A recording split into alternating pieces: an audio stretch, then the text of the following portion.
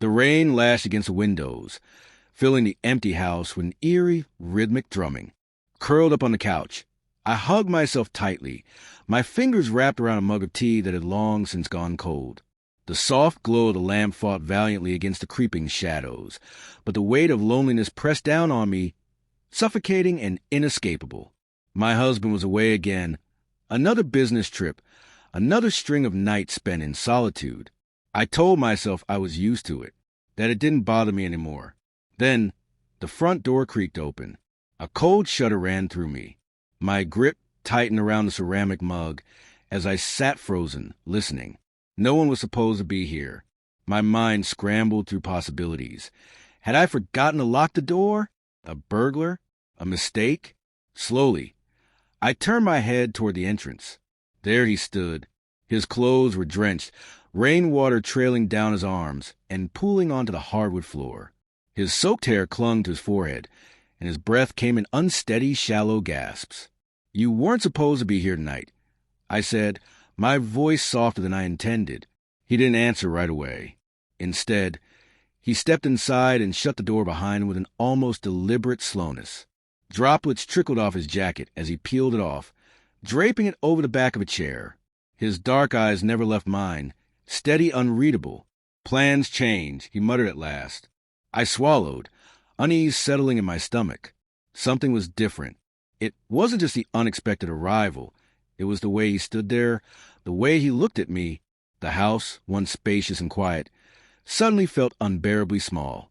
Brushing off the shiver climbing my spine, I pushed myself to my feet. "You're freezing," I said briskly. "I'll get you a towel." My footsteps echoed as I moved toward the hallway, heart pounding against my ribs. This was fine. Just an unplanned return. Just a moment of tension. And yet, deep down, I knew something had shifted. Something irreversible. When I returned, I held the towel out to him. He didn't take it immediately. Our fingers brushed brief, barely a touch, yet sent a sharp, electric awareness through me. I pulled back as if nothing had happened, and he shook his hair back roughly before tossing the towel over his shoulder, leaning against the counter. "Been alone all week?" His tone was casual, but something lingered beneath it, something unsaid. I turned away, reaching for a glass of water, needing to do something with my hands. "Yeah," I murmured. "Nothing new." He exhaled, running a hand through his damp hair. "I don't get it," he said. "Why does he leave so much?" I tensed. "Work," I replied, sharper than intended. "That's the excuse?" He studied me, his expression unreadable. I met his gaze with a glare. "It's not an excuse. It's his job." He shrugged, but there was something in his eyes, something knowing. I didn't want to have this conversation. I didn't want to dissect a life I had already forced myself to accept. "You need to rest." I snapped, cutting the conversation short. For a moment, he didn't move, his gaze lingering just a fraction longer than necessary. Then, at last, he gave a slow nod. "Yeah," he murmured. "Good idea." Relieved, I turned toward the stairs, eager to put the night behind me. But even as I climbed, I could still feel his presence in the room below. For the first time in a long while, the house wasn't empty. It was something else entirely. I woke abruptly, my chest tightening with unease. The house was silent, save for the relentless drumming of rain against the roof. I rolled onto my side, squeezing my eyes shut, willing myself back to sleep. Then I heard it, soft footsteps. My breath hitched. They paused just outside my door. I lay motionless, every nerve on edge, waiting. The seconds stretched endlessly, each one heavier than the last. And then, just as suddenly as they had come, the footsteps retreated. I let out a shaky breath, pressing a hand against my pounding heart. It was nothing, I told myself. Just him pacing the hallway, maybe getting a drink.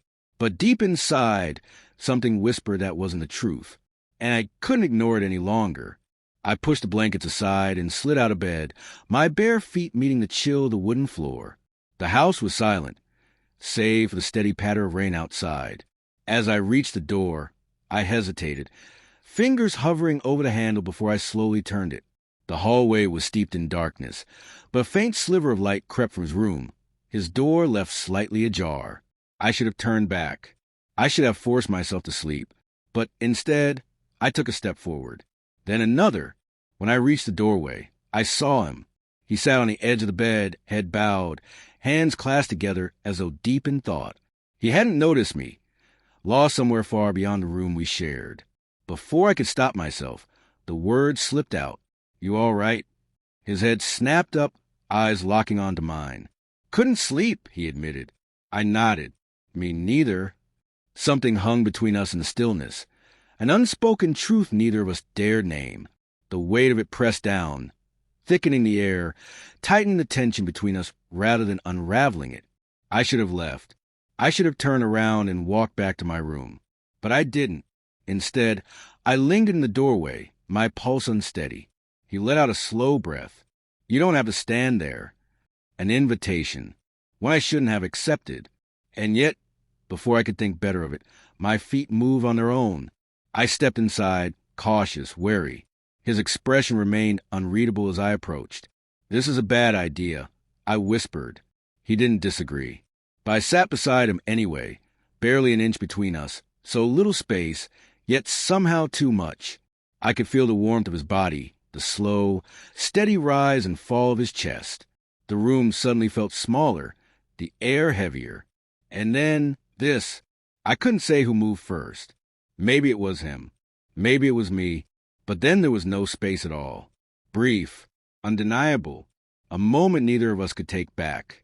I was the first to pull away, my heart hammering. "We shouldn't have done that." I breathed. His jaw tightened. "I know." A silence stretched between us, thick, suffocating. I stood abruptly, shaking my head. "This can't happen again." He didn't argue. He didn't have to. He only watched as I walked away, and even as I closed my door behind me, I knew this wasn't over, not even close. The days that followed were heavy, but not with peace. The tension remained, woven into every glance, every fleeting second. I clung to routine, hoping distance would erase what had been done. It didn't. Distance only made it more obvious. One evening, as I stood in the kitchen preparing dinner, the front door swung open. My husband had finally returned. I forced a smile, greeting him as though nothing had changed. He kissed my cheek, complaining about his long flight, completely oblivious to the storm that had been brewing in his absence. And then I felt it, a presence behind me. I shifted my weight just enough to glimpse him standing in the doorway. His face was unreadable, his silence louder than words. He didn't speak.